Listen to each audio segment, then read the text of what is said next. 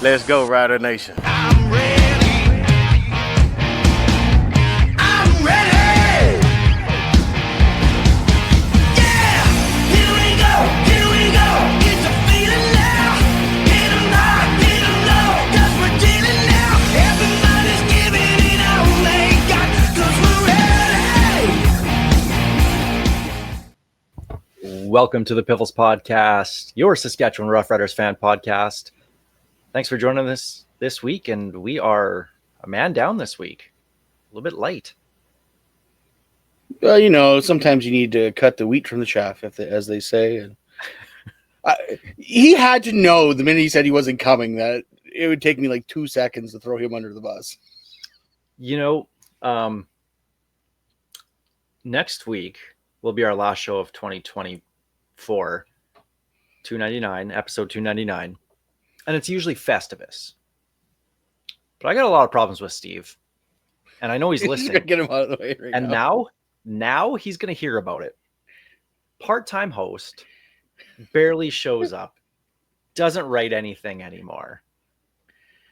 Just coasting on the laurels of organizing the Banjo Bobots. I'll save the rest of Festivus for next week. Just kidding, Steve. I know you're feeling under the weather, so feel good, bud. Feel better. But the bonus about doing this all remotely now, we don't catch his diseases anymore. I've never been healthier, actually. Weird how that works. Yeah, amazing. This is your Saskatchewan Roughriders fan podcast. You got me. I'm Alex. And I'm Greg, because Steve's not here, so I actually have to introduce myself. Give us a follow on X, Blue Sky, all those things, Facebook, all that.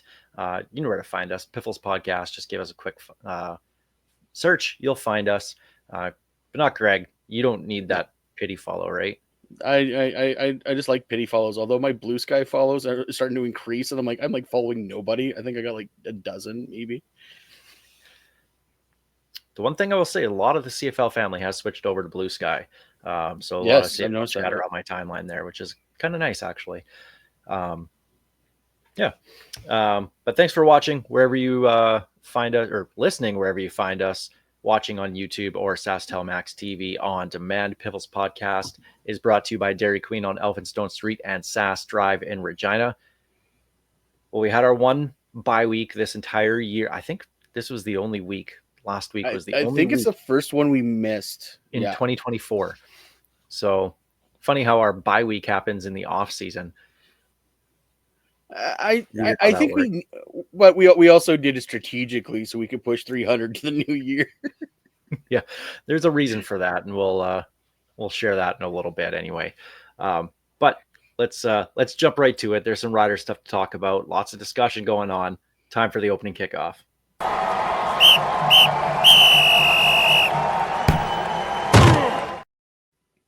All right, so it's been a couple weeks. We know, of course, we were talking about it before. Official as of last week, Trevor Harris coming back for 2025. Just a one-year deal, though. We were hearing it was going to be 2, but he also said that he's good for multiple years. So we'll see how that goes. But Trevor Harris back, QB1 here in Riderville. Happy about that, Greg? Yeah, like I famously wrote a few weeks ago, if not Trevor, who? Because the way things are lining up, and even though there have been a few surprises this offseason when it comes to quarterbacks, with Trey Ford in Edmonton and Montreal basically calling Cody's bluff, going, what do you want to do? Because they haven't made a move on him yet, but they definitely make it sound like you can stay if you want to take a giant pay cut, and that's about it. So there's no one really else out there that you could, with this team, especially with how close they were this year on a short turnaround. Trevor Harris made the most sense, and we were hearing rumblings that it was a 2-year, and there's no guarantees that it won't be 2 years. He's going to be 40 in that, if it does end up coming back after this year. So, but this way gets you win now, and hopefully you bring someone in that you think is the next guy. And we talked about that. Whoever their backup is better be their next guy, because if not, you're wasting this year. I'm not convinced that number 2 will be the next guy, and we're going to talk about that in a couple of minutes here. But I'll just echo what you said about Trevor Harris. It was a no-brainer to bring him back.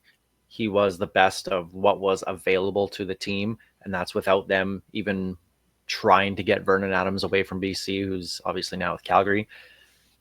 It was always going to be the plan. And the one thing that Jeremy O'Day said in his press conference to end the year was continuity he said on the offensive line, but I think he meant in general, continuity with this team. And we saw the offense grow throughout the year. We don't want to go into, it would have been like the third or fourth straight year with a different quarterback OC combination. You're going to get no consistency at all from your offense by switching at least one of those every single year. So now we're going to go into 2025 with Trevor Harris, who had one of his better seasons when healthy, obviously. That's the big concern, is his health. But he was playing at an elite level, especially when he came back from injury. He was the best quarterback, not named Bo Levi Mitchell, in the CFL last year. And Mark Mueller at offensive coordinator. So having those two guys grow with each other in this offense, to me, was a no-brainer the whole way. And it just makes that signing of Trevor Harris just maybe not that much more exciting, but that much more important to me. Well, and you look at who's free agent, but more importantly, who's not free agent. They are bringing back a lot of that offense. So it just makes sense to roll the dice with Trevor Harris. They were one game out of first place. They were legit one muff punt out of first place. And wind. Exactly. Yeah. So if you are in win now, and if you want to go to Winnipeg and blow out the Bombers fans in their own stadium for the Grey Cup, then yeah, I think Trevor Harris is the way to go. Yeah, this team is in win now mode, and Trevor Harris gives them the best chance at that. That said, here's where the real interesting conversation to me is for this offseason, and it's going to be until free agency, and we finally get our answer. Who will be the number 2 quarterback behind Trevor Harris? Now, obviously, Shea Patterson, we know, is a free agent, pending free agent. I don't think he's coming back. I can't see see that coming. No way. So there is reason to want him back for sure. And that's, again, just the continuity in that locker room in that offense. Jack Cohn is coming back. He's under contract for next year. Trevor Harris is high on Jack Cohn. Is he ever? And he, in one of his interviews that he did after getting signed, it was actually really interesting. Trevor Harris saying that it was me and Jack Cohn watching film till 6:00 every single day. And he said, not that Shea Patterson wasn't putting in time, because he was putting in a lot of time and work, but in the film room, it was me and Jack. So, I mean, there's something there, right? When your quarterback's going to not necessarily throw someone under the bus, but kind of, sort of throw somebody under the bus and leap to your third quarterback there. Like, well, that's, exactly. that's When QB1 is talking about how much effort and work him and QB3 are putting in, you kind of go, well, what was QB2 doing? And then, and don't get me wrong, Patterson did okay in Harris's absence, but you can tell this organization, especially Trevor Harris, as a fellow guy in the QB room, is high on Cohn. So Cohn will be brought back, should get the opportunity to challenge for that number 2, maybe not right away in training camp, but further on down the season. But that also depends on who else they bring in. They'll have Michael Hires, who is probably a PR at best spot for next year, maybe number 3, who knows. But let's take a look at who else is out there. Unfortunately, it won't be Antonio Pipkin. Hashtag once a Rider. He ended up retiring. So won't be Antonio Pipkin. Is it really retiring if no one calls you last year to play? I've always wondered that. Like it's like I've retired. Okay, no one called you. That they retired you. Like Pipkin didn't retire from football. Football retired from Pipkin, I think. They mutually parted ways. That's what it should be. and I'm by no means am I trying to trash the guy. Like, he was No. a very serviceable backup quarterback in this league. He played for many teams, many years, and could run that short Six yardage. teams. And he had a talent that a lot of teams needed. Lord knows the Riders probably could use him last year a few times in that short yardage package. But I always find it funny, guys out of the game for a year or two and is like, I've retired. Okay. Waiting for that Sean Lemon retirement announcement. Well, no, then he'll take it back again. He did, and then he unretired. Well, let's start with Cody Fajardo. Is there a chance that the bridge that was burned gets mended and we see return of Cody Fajardo in the green and white? Not with Trevor Harris here. If there was a situation where Trevor Harris wasn't coming back, let's say he actually decided to retire from football, that might have been the play. I'm not saying it should have been the play. I'm not saying it was the play. But I think if you are looking at what's out there, you have to make that phone call. I think, if anything, Cody might be either lured out west to BC, up north to Edmonton. I don't know.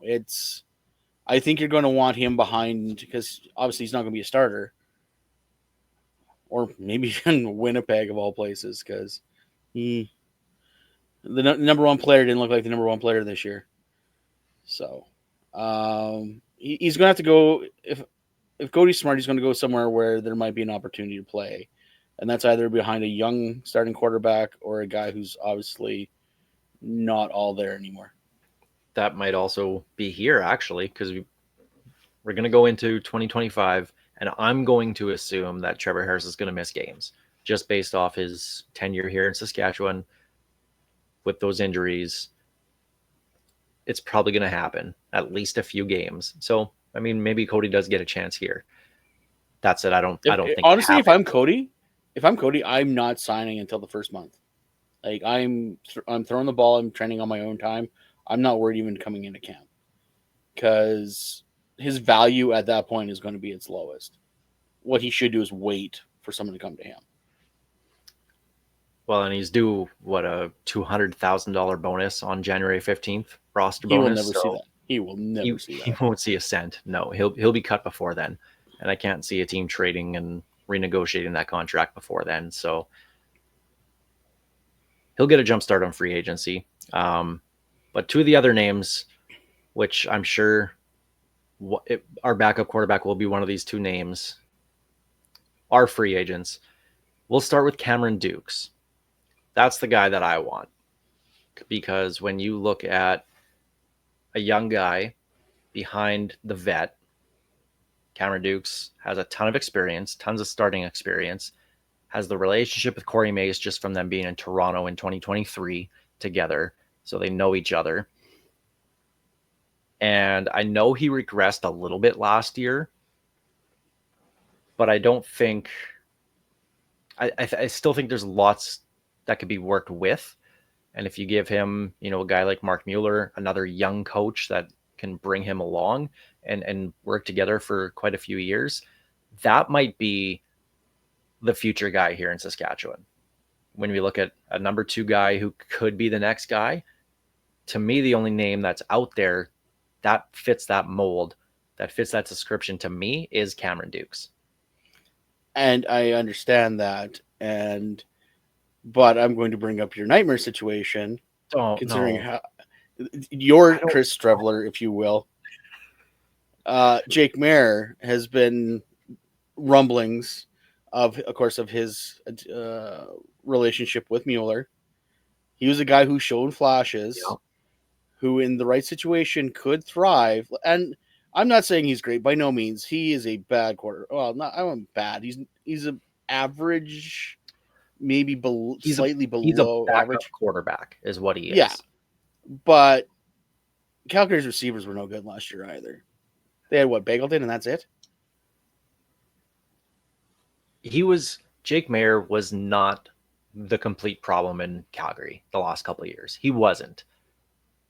I'm I don't want to say I'm starting to come around to this, but I'm starting to accept it. I've gone through like the 12 stages a few And the times, infamous word of the Macho Man: "You may not like it, but but accept it." accept it. And I think I'm ready for that. I'm ready for it to happen. I don't want it to happen, but I also talk about Cameron Dukes being this young quarterback. Jake Mayer's only 1 year older than Dukes. Yep. So Mayer's only 28, Dukes is 27. So both these guys have the potential to be a 10-year starter for a team. I look at what Calgary's done over the last 2 years, 3 years, really. And Dave Dickinson has pretty much ruined that team. Oh, And as a GM, Dave Dickinson's a great head coach. yeah, guys want out of there. Yep. They want to be away from that organization. We're seeing former players talk about that organization right now, and it's not good stuff.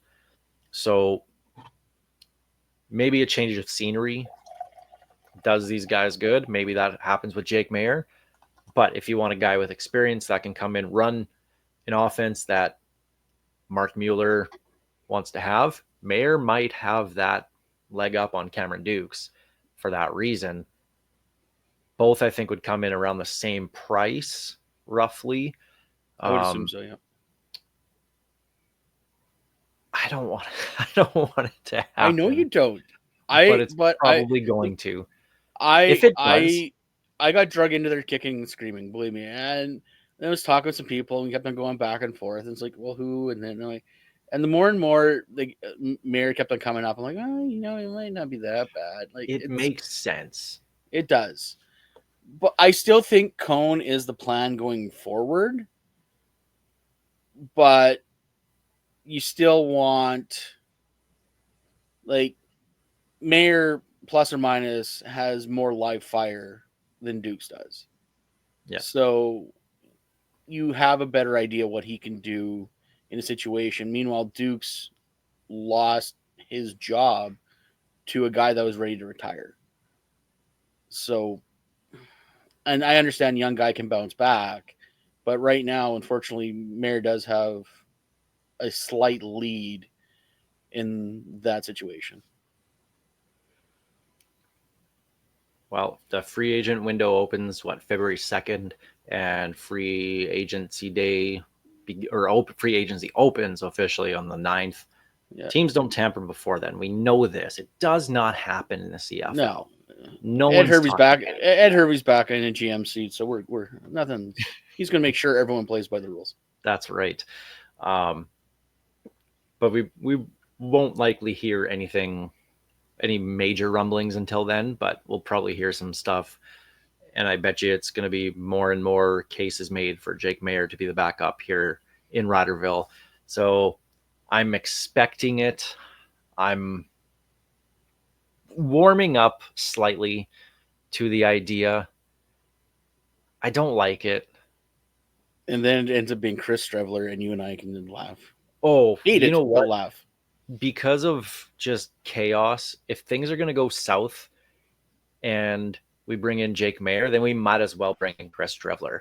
And I don't know who you hate more than anybody else in the CFL. You might as well bring them in too. He's no longer in the NFL. He's no longer in the CFL. So yeah, so just I don't know. He's betting on himself. So. Just bring them all in. What the hell? Why not? We can all be miserable together. The first thing the new commissioner does is reinstate Sean Lemony signs with the Riders. We got his third time. Third time's a charm. Yeah, pretty much. But in all honesty, though, if Trevor Harris were to go down in game 1, long-term injury, just throwing that out there, who would be the best option to run the offense that's set in place without having to adjust it too much? It's probably Jake Mayer.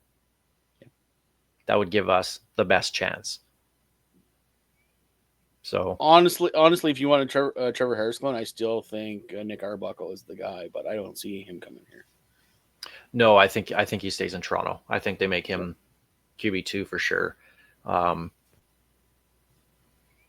because they've shown Kelly's going to be their guy. Chad Kelly's going to be their guy for a while going forward. So you don't really need that young guy ready to step up right now, at least for the Argos anyway. So QB2, the backup, always the most talked about position here for the Riders. And Everyone's favorite player. well, not mine this year. Although it hasn't happened yet. So, but that'll be the big thing in free agency. Who is going to be the Riders' number 2 quarterback? So we'll see where that goes in the new year. But some other signings that the Riders had. The other big one to me was a 1-year deal. Defensive lineman Charbel DeBeer, who was on an absolute heater to start 2024, had 2 sacks, 2 forced fumbles in 4 games. Was all over the place, and that was just in a rotational kind of backup role on the D line. Tore his ACL in game 4. Should be ready for training camp. I love this signing. It's a great depth signing, and if we get the guy who started out 2024 in 2025, we'll be doing pretty good on the interior then. Him beside Micah Johnson, like I said, he was like sucking up all the knowledge that Micah could give him. He got better every year. So yeah, I'm glad. Even with that passport, I am so glad they re-signed him, because I think he's going to be something special for a few years yet. So that knocks it down to 7 free agents on the defensive line. So we'll see who else. They got to have a couple more of them signed, ready to go. They just haven't announced them yet. Probably just waiting for us to do a new show, and then they'll announce, then tomorrow. 8 tomorrow, yeah. Yeah, that's the way it usually works. And fullback, they signed Morgan Runge, was a draft pick in 2023, went back to school, came back in training camp 2024, went back to school, finished his schooling in 2024. So and we're going to talk about the running backs and fullbacks here in just a little bit, but a good solid depth signing when you look at, a couple of the fullbacks are free agents. So got to bring in somebody, right? 100%. So other Rider stuff going on. We saw Mark Kilam being named the head coach of the Edmonton Elks. Whatever, I'm not going to get into that signing or anything by the Elks, but who are his coordinators going to be? Rumors are JC Sherrit, our linebackers coach this year, probably going back to Edmonton where he played his career very well. By the way, he was one of the best linebackers we've seen up here in a long time as their defensive coordinator. So sucks for the Riders to potentially lose him here. But when other staffs want your staff members, that's a good thing overall. Oh, it shows you're doing something right. You hired the right guys, especially considering when Mace came in, he basically brought guys in and bumped them all up a level. And that shows you the quick growth curve these guys are on. Like the same thing with Josh Bell. Like he's one of the finalists for the Red Blacks defensive coordinator position. A guy like Sherrit, I don't want to lose him, but it was expected. It didn't matter if it was him or Campbell, Kilam or Campbell that got hired. The rumor always was that JC Sherrit was going to be the Edmonton defensive coordinator. Yeah. I'm like, they have to hire a head coach before a staff gets built here. People, come on. But he's a fan favorite up there, and he's a good football mind, and our linebacking core was great this year, and you could attribute a lot of that to him. Well, when I talked to CJ Avery after his first couple games where he had those interceptions, I asked him about JC Sherrit, and he said Coach Sherrit is one of the best.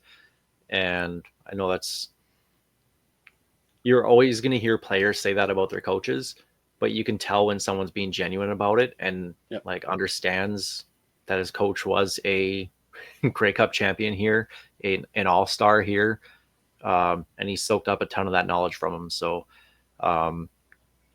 we'll see who Corey Mace is friends with then or now to bring in with the linebackers. Yeah. But when you look at the young staff that Corey Mace put together, CFL teams, we've seen this offseason want to go younger in their coaching staff, which is a great thing. We're not seeing the retreads, recycled over and over again, which is a great thing for this league. And like I said, when somebody comes calling for your staff, that's a good thing. So more than likely losing JC Sherrit to Edmonton, but When someone offers you promotion, you're probably going to take it. Especially when that's your team that you were with for your career, essentially. Like that's home to him, so to speak. Yeah. All right. Well, a couple of weeks ago, I wrote about the offense. What does the offense need? We talked about that. Last week, I wrote about the defense, which needs a lot more than the offense does, in my mind.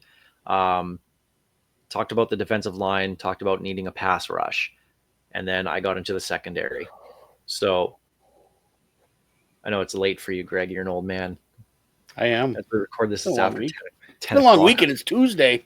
I'm never awake past right now anyway, so this is weird for me too. What do you think? What do the Riders need in 2025 on defense that they didn't have in 2024 to take them to that next level, to be a Grey Cup contender?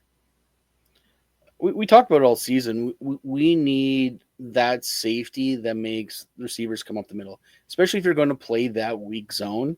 You can't have receivers just running down the middle, not worried about getting their head blocked off. That's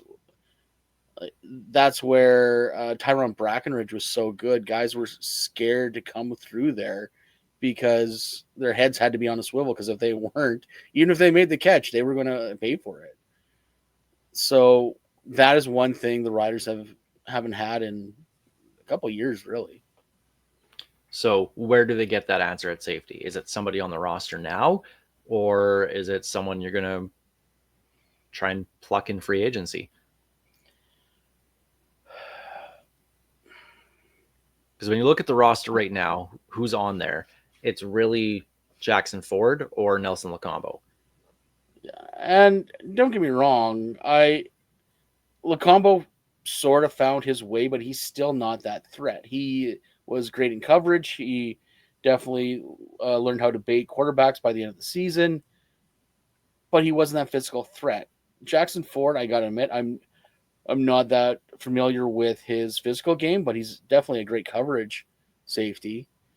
I wish we could find some way to merge Dalkey's tendencies with Locombo's skill and make some super player, because Dalkey, that year that he did that first year of his, like he was a threat coming up the middle. Like, no, they were starting to worry about him because he would lay guys out.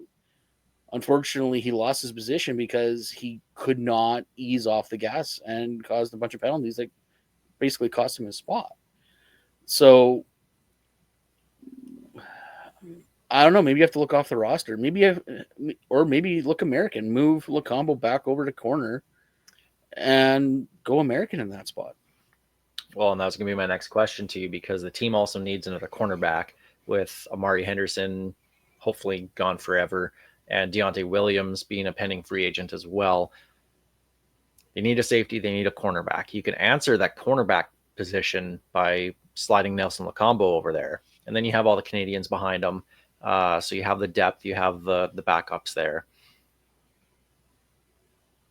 So maybe you do go American at safety. Maybe it's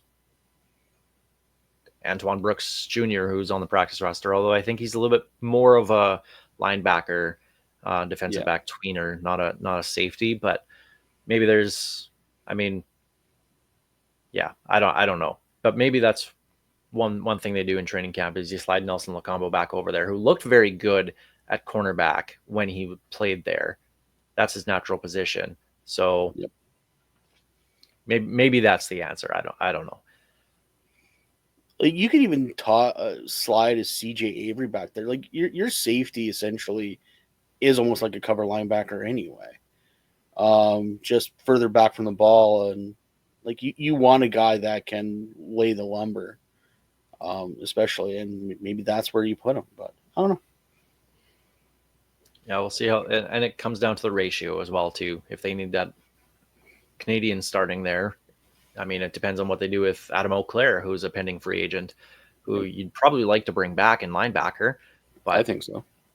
But if he doesn't, if he goes elsewhere, then who are you replacing him with? Are you replacing him with an American? Because if you are, then you got to keep that Canadian at safety, possibly adding another Canadian, at cornerback with Nelson Locombo. So Obviously, the ratio is always, the thought's always there. So, but bottom line, they need to figure out that safety position, the cornerback position.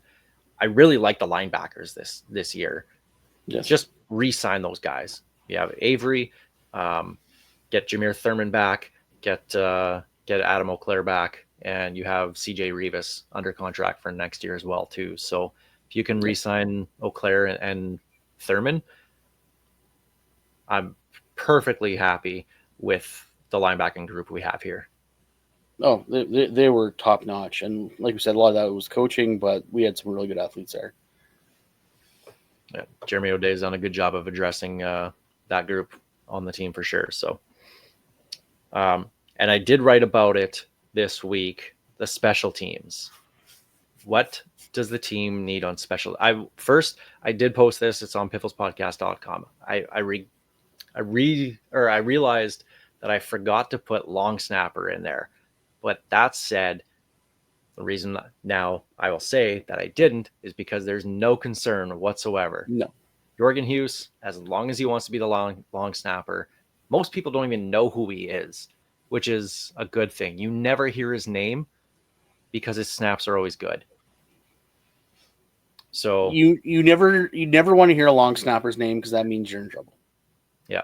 And he's been fantastic his entire time as a rider here for the last longest serving rider. He's the longest serving current rider. Yeah, he's been around for a while. So as long as he wants to keep going, he's earned that right. He's the Micah Johnson of long snapping. As long as he wants to keep playing, you let him. Problem is though, he won the how do you say that? Gadar Award, which, as history's proven, you're not here the following year.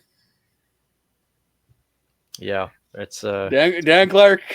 Dan Clark and Braden Linnaeus. Yeah, Linnaeus. And Jorgen Hughes. So thank you for your service, sir.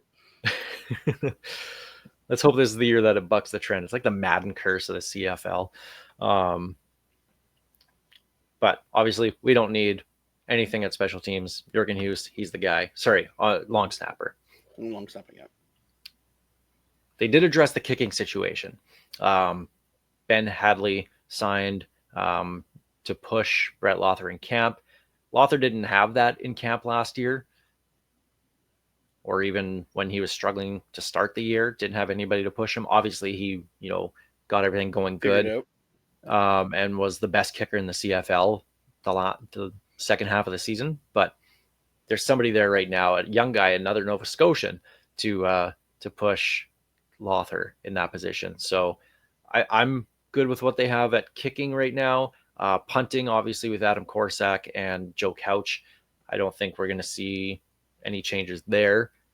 So in terms of the kicking game, are you happy with where we're at? Lothar,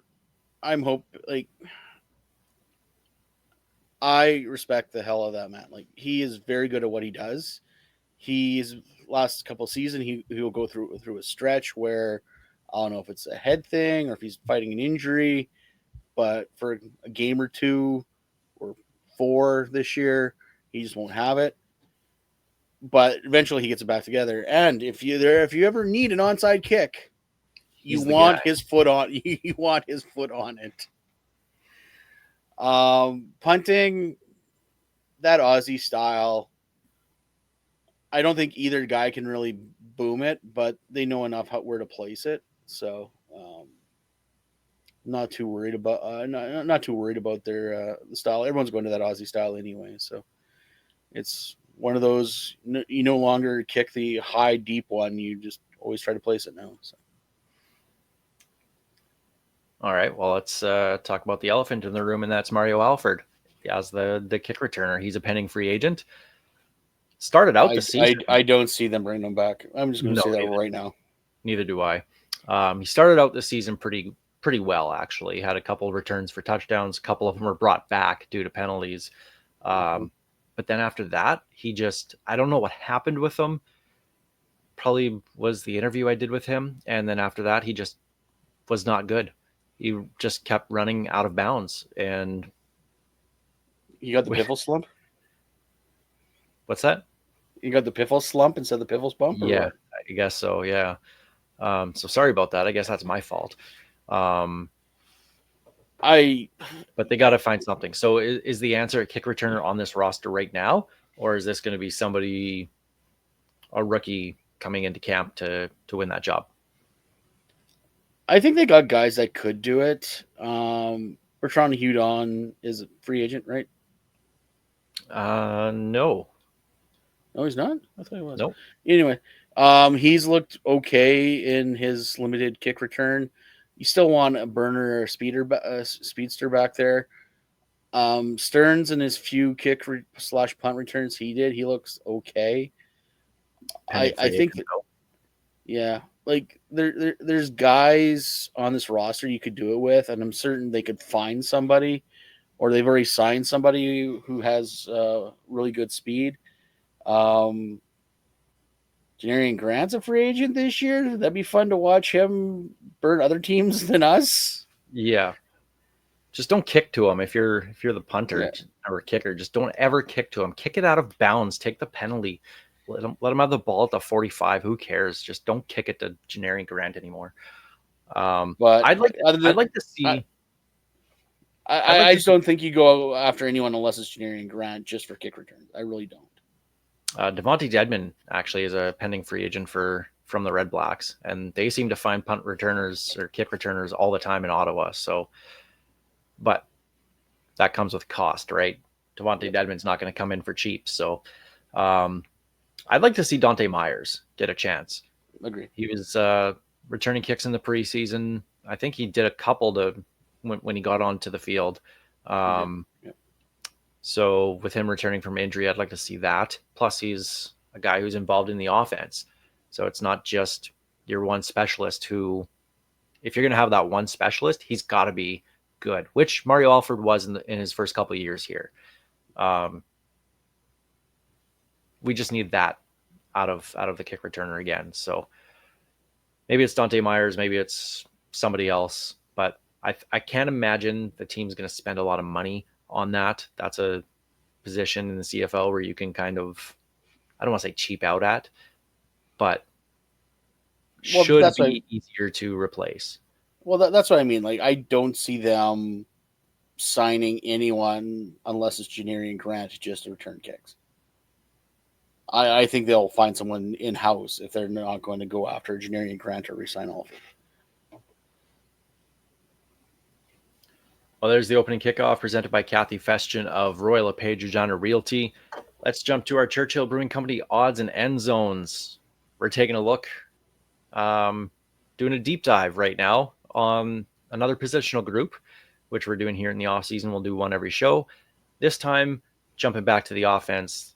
We did the defensive line last episode. Jumping back to the offense, this one with the running backs and the fullbacks. So let's go in alphabetical order. We'll start with Reichwell Armstead, who is a pending free agent, had 862 yards rushing between Ottawa and Saskatchewan. Obviously had that 207-yard debut against Calgary when he was here. Only had 32 yards against his former team, Ottawa, before getting injured. 24 yards in the semifinal, 5 yards in the West final. Clearly was not part of the offensive game plan in the playoffs, because, well, that's what they were paying AJ Ouellette for, was the cold weather games. Do you think the Riders bring back Reichwell Armstead? No. I think they brought him in last year because they probably got him on the cheap because Ottawa already paid him a little bit already. AJ was hurt. Obviously, from the beginning of the season, they knew that he was going to be out for a while, so the money they saved on AJ, they threw his way. I don't see a way you can have both those guys on this roster. I just don't. And I've stated before, there's something about Reichwell. I don't think he likes the attention. And this is not the market if you don't like getting attention. So, like, AJ's fine that way. AJ is very, as proven by the photo I have of him and my daughter at Booster Juice. Like, he's very personable, and even when he's trying to Clark Kent his way with his hat and glasses on. But I don't see Reichwell being like that. I think he would get very fed up very quickly in this market. Well, outside of that, I think the guy's going to want to raise because he had 862 yards, right? You're already paying AJ Ouellette big time money. You're going to want to go cheaper there is my assumption with a backup, because when we looked at it, we were looking forward to seeing Reichwell Armstead and AJ Ouellette on the roster at the same time to get a 1-2 punch, that kind of thunder and lightning, and they didn't use them that way at all. So I can't imagine that's going to all of a sudden be a thing in 2025.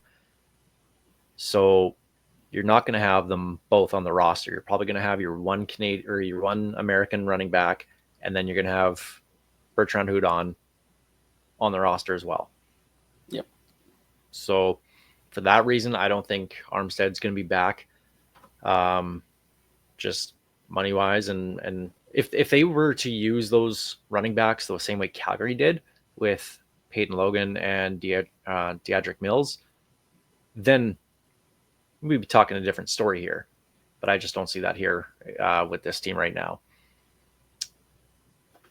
Albert Owachi, one of the fullbacks, he's a pending free agent, came back partway through the season, was with the Toronto Argonauts to start the year. Basically played special teams, was a blocker in tight end sets.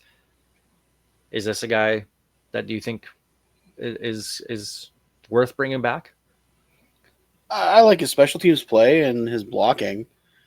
Do I make him a priority? I don't know. Maybe you bring him into camp and see what you got with Runge. But I don't kick him off the team, but at the same time, I'm not making him a priority. He does everything right, but I think you can let him go and see what you got, or you bring him into camp and see if the younger guys can replace him. Yeah, I'm with you there. If you can get him on the cheap, bring him into training camp. If Morgan Runge beats him out, he beats him out, and then you move on from there. But yeah, same thing. Not a big priority. Like the guy, like what he brings to the team.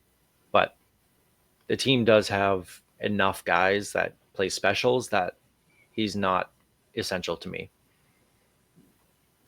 Thomas Bertrand Houdon, Canadian, has the right passport, does play specials, which is great. Kick returns, runs the ball, both very, very well. Solid. Nothing amazing. He's not going to wow you. He's not going to put up, 130 yards in a game or anything like that. He's not going to return a kick for a touchdown, but he's going to constantly just give you solid yards. Had 103 yards and a touchdown on just 17 carries last year. 72 yards and the touchdown in the game against Ottawa after Armstead got hurt. So he had his big game there.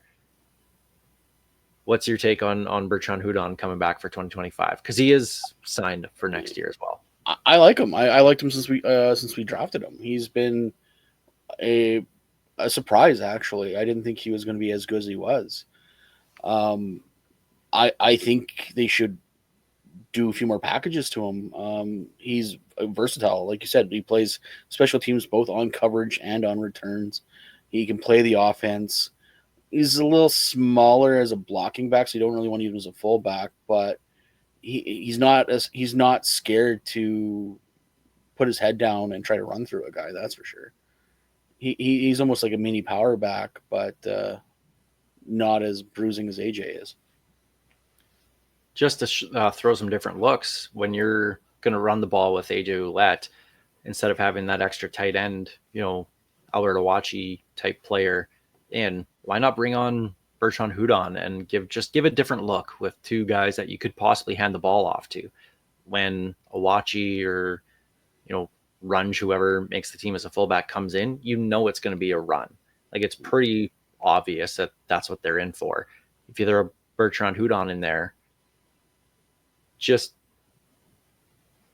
different look. And it's going to AJ. It's going to AJ when Owachi comes in. It's not like they're ever going to do it's not like when we had Zark and they were giving it to a fullback every once in a while. Like, that's one thing the Riders have gone away from is our fullbacks don't run. They're just used to block. So I think if you bring in like if you run that 2 running back system we talked about, except run it with Bertrand Udon, make them think it's going to AJ, pitch it out to Bertrand Udon, and change it up a little bit. Like add that to your playbook. Yeah, just a wrinkle here or there. It doesn't have to be something that you do every game, but just find a way to get him on the field and more opportunities, because he's just, I said it, he's solid. He's solid when he gets it. So I think guys like that deserve a little bit more of an opportunity. Frankie Hickson, running back, pending free agent, has been the backup now for 3 years, a couple years behind Jamal Morrow now with AJ Ouellette. In those 3 years, 1,182 yards, 2 touchdowns, had 492 and a tutty last year. Oh, I hate that. I just said tutty. I hate that. Yes, you did. Oh, no. I'm everything I hate. Had 100 yards receiving in 9 games. In the games that he started last year, had 117 yards and a touchdown against Montreal, 89 against Edmonton, 79 against Toronto, 46 and 32 against Winnipeg in the Labor Day and Banjo Bowl, and then had 23 against Ottawa. That was that August game, the rain game that went to overtime. Yep. Thoughts on Frankie Hickson? I like him, but when it was his turn to be the focus, I don't know if it was play calling or what, he just could not impress at that time. It was almost like he was better when he just kind of got thrown in the situation. Like when a guy goes down and it was up to him, he looked a lot better. I don't know how to explain it. Like I think he could be really good. He just can't seem to get over the hump. I thought he did pretty well last year in his starts. Obviously that game against Montreal, when you throw up 117, 89 and 79 in some of your starts, and obviously those 2 games against Winnipeg had their defense starting to roll at that time. He was very serviceable. Oh yeah. And this was a team that really didn't run the ball a lot in those games either. So I would probably let him walk in free agency. He's going to want a little bit of a raise, and just with another contract comes just a bump in pay anyway. Yep. I'd rather just bring in a recruit from college. Roy Shivers, they're dime a dozen, right? So There. you can find a Frankie Hickson clone and save yourself, $10,000 there or something like that. So not that I have anything against Frankie Hickson, just got to bring in somebody different. That's all. Yep. An interesting one here. A fullback, Bruno LaBelle, Canadian, was injured or wasn't injured. No idea. Was this guy in Corey Mace's doghouse? Like, what was the story about Bruno LaBelle last year? Because we heard nothing, absolutely nothing about him. The answer is obvious. They don't talk about Bruno. No. I can see Steve rolling his eyes right now. Hitting the stop. I really wanted to be on because I was waiting for that joke all day. All day, Steve. This is what you've done to me. I don't know. I don't understand either. I'm hoping injured because he's shown he was a really good player. Like he could run the ball, he could block, he could catch the ball, and he was decent on specials. But yeah, he just did not touch the field at all this year. It seemed. It was just really weird. And nobody asked Corey Mace about it. So good job, Rider Media, covering the teams. But yeah, no idea. They know. They've heard the song. Yeah. I don't know. He's under contract for next year, so maybe he comes back. Maybe they release him. Who knows? So, but you would think he had to be injured. You would think at some point they would just cut their losses if they wanted just to pay him to not play. Like it was just a really, really weird situation. But yeah, I don't know. Until training camp, we won't talk about Bruno. AJ Ouellette only played 8 games, 550 yards, 3 touchdowns, 147 yards receiving. outside of the first 2 games that he played, where he had 32 and 32 yards to start the season. These are the numbers that he put up: 98 yards, 67 yards, 72 yards, and 2 touchdowns. That was against BC. 88 yards and then got hurt. I think that was the Toronto game. 77 yards when he came back, got hurt. 84 yards, 70 and 2 touchdowns in the West semifinal, 51 yards and a touchdown in the West final. So when you look at the games that he played, outside of those first 2 where he only had 32 yards in each one, he put up really solid numbers. But it's that durability.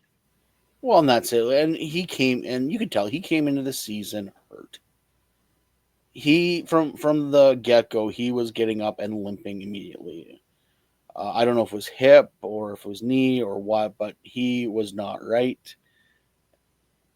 And well, he runs so damn hard. Like, well, your body's going to take a toll when you run like that too. And he was, jumping up, and kudos to him for always fighting for that extra yard. He's always falling forward. He's always driving those legs. When someone's about to tackle him, he's jumping up. But when that happens, they grab you by the legs and you land hard on the turf. And that was how he got hurt with the hip, right? So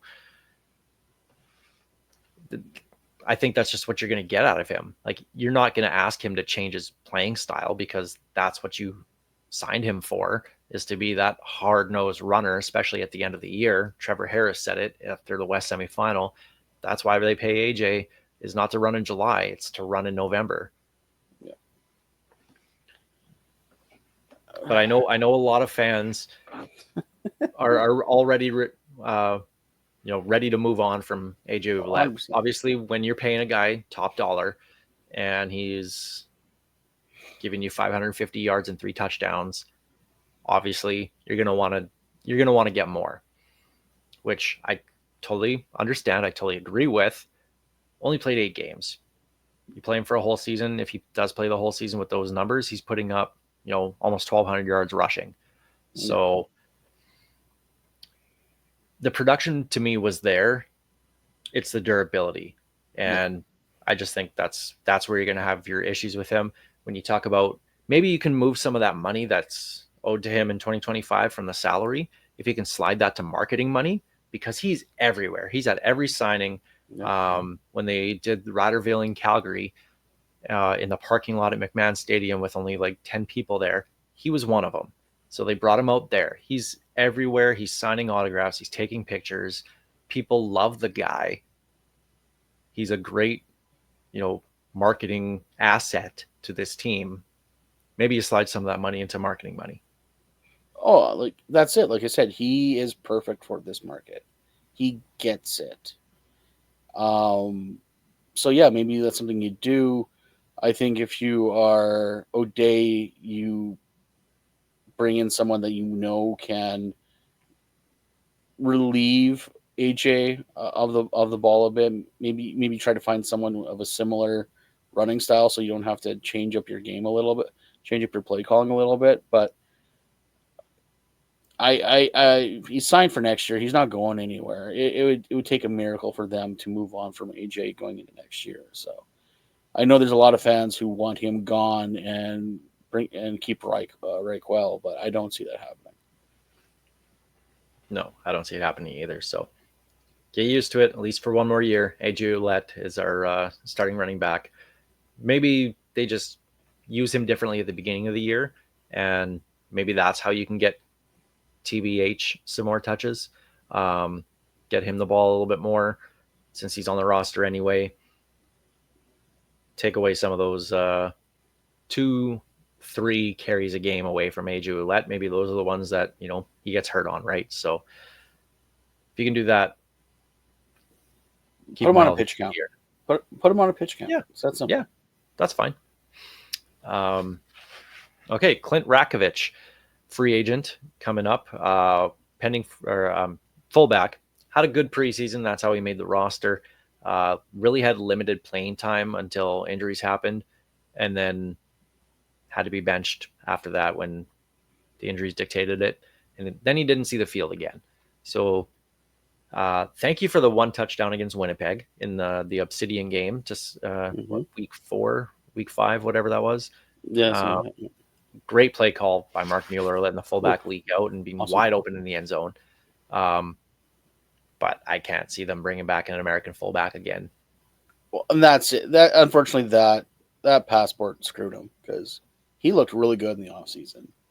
And if it wasn't for his passport, I think he would have been a bigger part of the offense. And fortunately, the numbers flew against him. But I honestly don't know why when AJ went down, they didn't try him out as running back because he's fast. Like for a fullback, he's undersized and fast. Maybe bring him in as AJ's backup.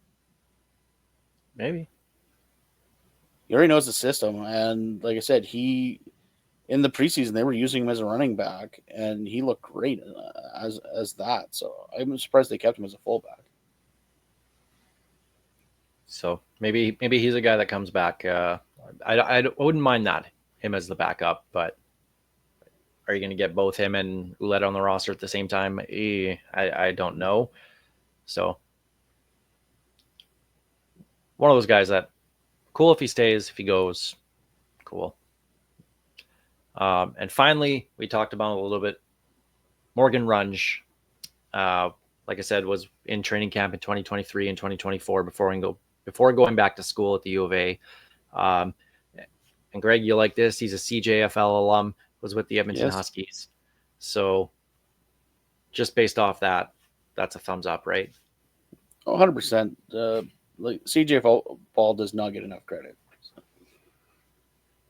So, and we already talked about Runge. So you bring him in, see if he can unseat, Bruno or Bruno LaBelle or AJ or sorry, Alberto Wachi.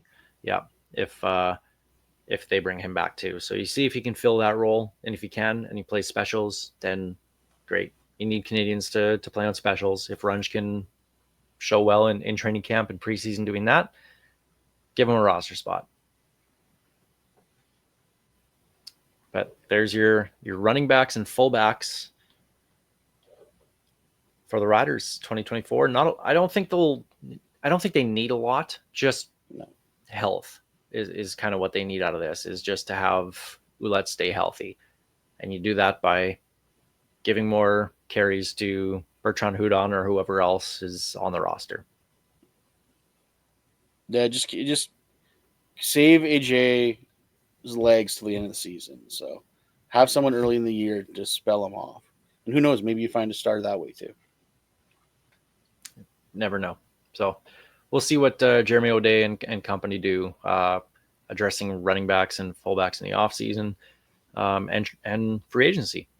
So,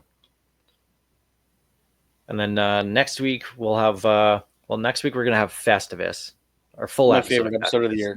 Yeah, I have a little calendar of when I want to try and plan out articles and certain things for this show. And so obviously I have Festivus article for the 23rd, which is Festivus. Yes. I have a huge list. I know you do. My area. I haven't seen it, but I know you enough to know you do.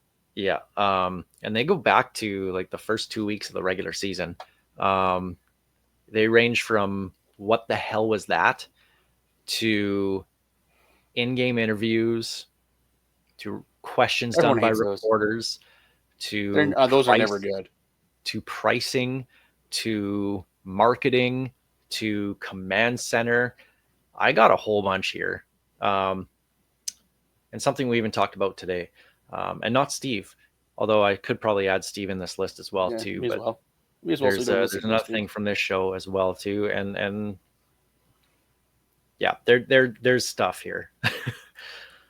I have a running list, so we'll address that next week.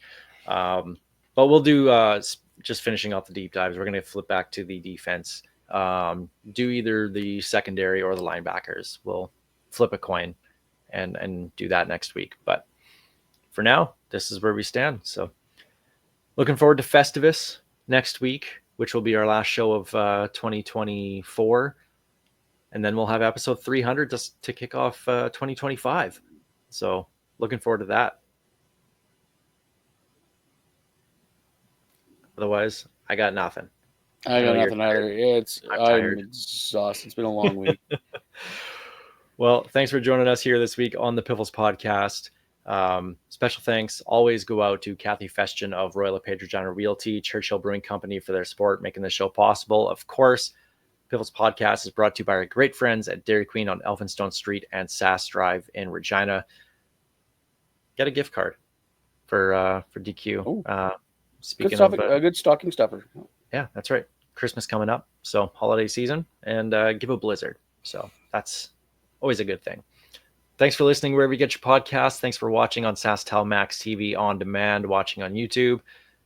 This is Ghost Behind Your Mind by Tyler Gilbert.